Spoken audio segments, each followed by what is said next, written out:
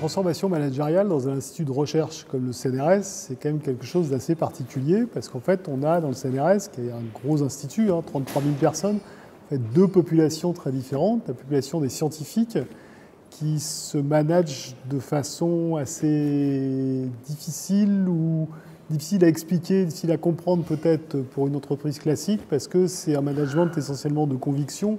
Les chercheurs sont les mieux placés pour savoir ce qu'ils doivent faire.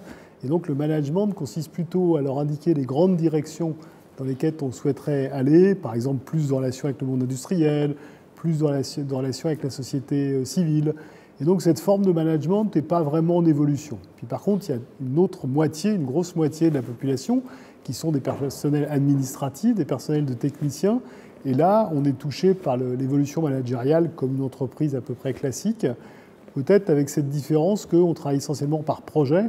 Et donc là encore, on a une partie du management qui est un management d'adhésion.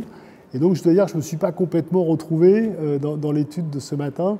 Je pense qu'on a la chance d'être dans un monde qui reste un petit peu à part. Malgré tout, je crois que ce qui est peut-être le point commun, c'est le fait qu'il faut faire adhérer des gens à des projets et que c'est quelque chose peut-être dans le monde scientifique qu'on a un peu plus l'habitude de faire parce qu'encore une fois, la science, qui est quand même l'activité qui nous gouverne, elle est constituée de projets sur des durées plus ou moins longues selon les disciplines, mais avec un renouvellement permanent.